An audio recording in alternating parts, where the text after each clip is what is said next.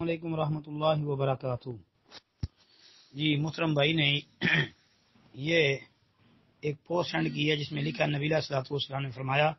جس شخص نے وضو کے بعد یہ دعا پڑھی تو یہ دعا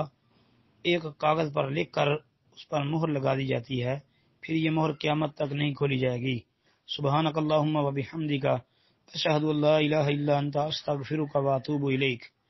جی محترم بھائی کہتے ہیں جی اس کی تحقیق کر دیں۔ جی محترم بھائی یہ روایت کئی کتابوں میں آتی ہے، مثلا ابن سنی کی اعمال الیوم واللیلہ کے اندر 30 نمبر پر، امام بہقی رحمۃ اللہ علیہ کی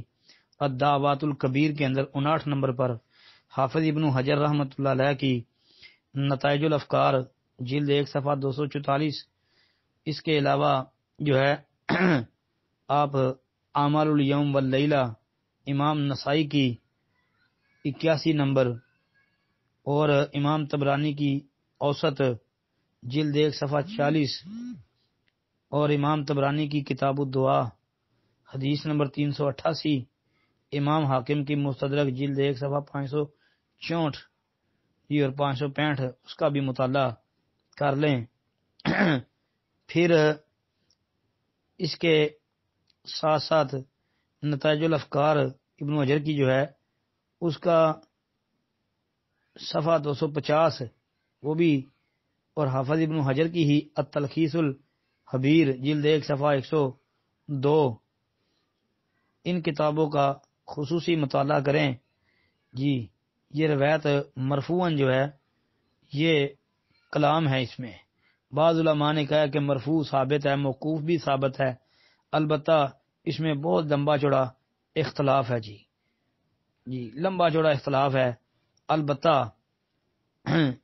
جو ہے امام دار قطنی بہقی وغیرہ جو ہیں نسائی ان کا خیال یہی معلوم ہوتا ہے کہ یہ روایت جو ہے یہ موقوف ہے، یعنی نبی علیہ الصلوۃ والسلام کا یہ قول نہیں ہے، آپ علیہ الصلوۃ والسلام سے یہ ثابت نہیں ہے، صحابی سے یہ ثابت ہے۔ جی تو بھائی اگر یہ صحابہ سے ثابت ہو جائے، اس کا ثبوت مل جائے پکا، جس طرح کے بعض اہل علم نے کہا کہ والمشہور موقوف، کہ اس کا موقوف ہونا جو ہے یہی مشہور ہے، تو لیکن یہ یاد رکھیں کہ اگر یہ موقوف بھی ہے تو بھائی مرفوع کے حکم میں ہے، جی حکمن پھر بھی مرفوع ہے، تو لہذا وضو کے بعد اس کو اگر پڑھنا چاہتا ہے تو پڑھ سکتا ہے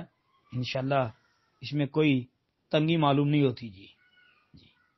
اور بھی کئی اہل علم ہیں جن کا خیال یہی ہے کہ یہ موقوف روایت ہے، تو ہمارے علم کے مطابق بھی یہ موقوف جو ہے یہ زیادہ صحیح اور راجح معلوم ہوتی ہے۔ اس کے لیے آپ مصنف ابن ابی شیبہ جلد 1 صفحہ 3 یہ بھی پڑھ لیں تو انشاءاللہ مسئلہ اور کھل کر سامنے آ جائے گا۔ السلام علیکم ورحمۃ اللہ۔